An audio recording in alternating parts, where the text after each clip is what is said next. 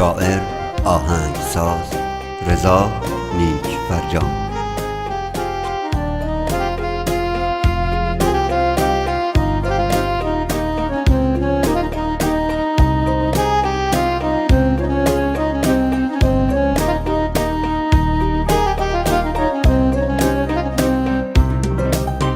سلطان غم چشم و چراغم مادر، تنها گلزار باغم مادر، بعد از خدا تنها امیدم مادر، من با دعایت رو سفیدم مادر.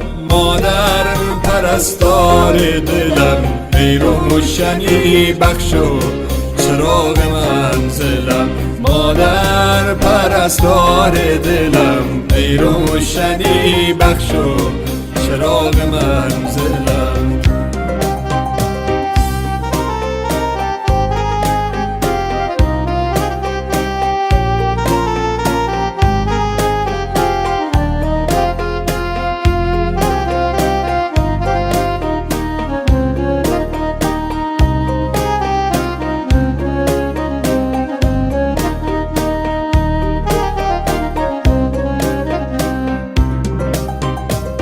قلب منی این آرزوی آخر است، گویم بهش در زیر پای مادر است. ای وای من قدر تو رو نشناختم، من را ببخش تنها به خود پرداختم. مادر پرستار دلم، ای روشنی بخش و چراغ منزلم.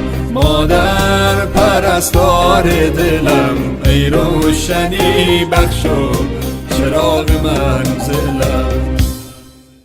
تو با بدیم ساختی و سوختی، تنها چراغ خانه را افروختی. هر جمعه ها چشمت به قاب جاده ها، شاید بیاید اما یجیب جاده ها. مادر پرستار دلم، ای روشنی بخش و چراغ منزلم. مادر پرستار دلم، ای روشنی بخش و چراغ منزلم. کسی که تا همیشه پای من سوخت، چراغ خانه سرد من افروخت. شبی که سر به بالین تبم من، زمین و آسمان یک جا به هم دوخت. زمین و آسمان. مادر تویی دارو ندارم مادر، بعد از تو من دیگر چه دارم مادر. ای گریت پشت و پناهم مادر، من با دعایت رو به راهم مادر. مادر پرستار دلم، ای روشنی بخش و چراغ منزلم.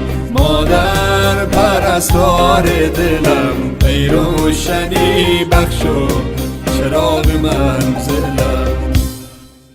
سلطان غم چشم و چراغم مادر، تنها گلزار باغم مادر، بعد از خدا تنها امیدم مادر. من با دعایت رو سفیدم مادر. مادر پرستار دلم، ای روشنی بخش و چراغ منزلم. مادر پرستار دلم، ای روشنی بخش و چراغ منزلم.